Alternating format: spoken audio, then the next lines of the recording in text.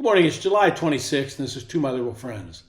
We're a democratic republic, and our government was set up that way by the Founding Fathers for some very specific reasons. We have three distinct branches of the government. The legislative branch, which is charged with passing laws for the nation by those elected to represent them. The executive branch, whose duty it is to carry out and enforce the laws passed by the legislative branch.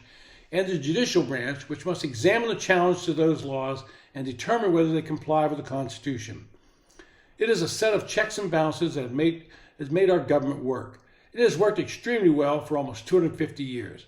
The political structure of our country, and by that I mean the political parties and their goals, have changed many times, but the framework set up in the beginning has kept extreme views from overtaking the more moderate views of the majority. But that status is being threatened today. Under the Constitution, we elect our congressional representatives and our presidents. Presidents then have the power to nominate people to the judiciary subject to the confirmation of the U.S. Senate. And once again, this is a check on one party running roughshod over the other for the sake of political expediency. Nominations to the judiciary go before the Senate in a very precise manner. The nominee is subject to hearings before the Senate Judiciary Committee, and there are witnesses that speak for and against the nominee. The members of the committee then vote on the nominee, and if that vote is favorable, the nominee is sent to the full Senate for confirmation. Under the rules of the Senate, a nominee normally had to achieve 60 votes to avoid a filibuster to be confirmed. This rule, Senate Rule 22, was in place to help ensure that nominees had strong support from across the spectrum. Unfortunately, that rule was abused by both Republicans and Democrats as they sought to reject qualified nominees based more on their political philosophy than their judicial qualifications. In 2013, then Democratic Majority Leader Harry Reid invoked what is known as the nuclear rule, where he changed the rules so that only majority would be needed to confirm someone to the federal bench. He did this to allow judicial nominees from President Obama to proceed without Republican obstruction. That change has come back to bite the Democrats as they could not filibuster nominees by President Trump. Because Donald Trump was able to nominate and confirm 3 justices to the Supreme Court, the makeup of the court has changed. It is now considered 6-3 in favor of more conservative justice. But I would actually define the court a bit differently. There are certainly 3 liberal justices who almost always vote in bloc. They are Sotomayor, Kagan, and Jackson. There are 4 conservative justices in Alito, Gorsuch, Thomas, and Barrett. The remaining 2 I would consider to be more in the moderate camp. They are Chief Justice Roberts and Brett Kavanaugh. Those 2 have swung votes on several occasions. But the fact that the court is tilted to the conservative side has enraged Democrats and liberals.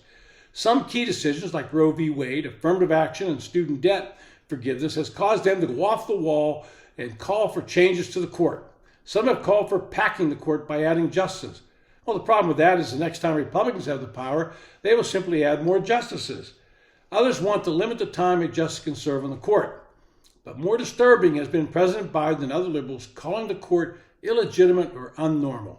Many liberal law professors have openly said we should abandon the Supreme Court or that Joe Biden should simply ignore the court and do what he wants to do. They claim the court is mistaken and Biden should simply follow his own interpretation. Now think about that for a moment. Biden went to a Tier 4 law school, there are only 4 tiers, and finished near the bottom of his class. He was accused of plagiarism while in law school and then again when he first ran for president. But they want him to substitute his legal knowledge for the court's decision.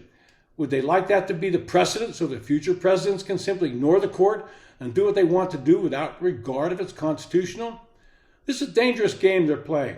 They keep telling themselves they're right and the court's wrong, and therefore they should listen to the people and do what they believe the people want them to do. The problem is that means ignoring the polls that say that the people agree with the court for the most part. On the affirmative action case, the public was polled and 52% agreed with the court, with 32% disagreeing.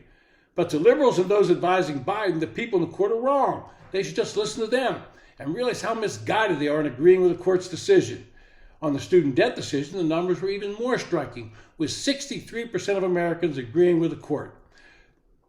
Legal scholars had told Biden he did not have the authority to cancel debt. He himself had said he did not believe it was within his power as president. Speaker Pelosi has said it's not within his power. But this was a blatant attempt to buy votes in the 2022 elections and in future elections. So he pressed forward and continues to do so.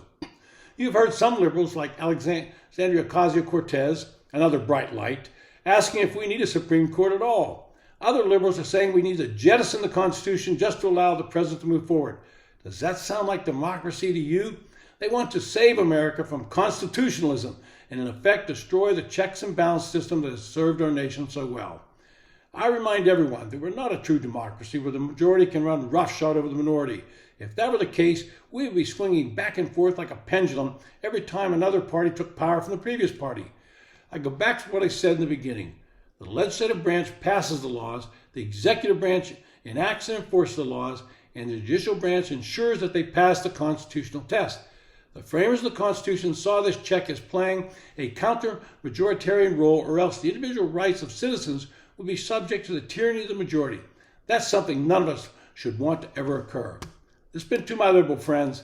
Thanks for listening this morning. If you enjoy the podcast, please hit the subscribe button and possibly recommend it to your friends.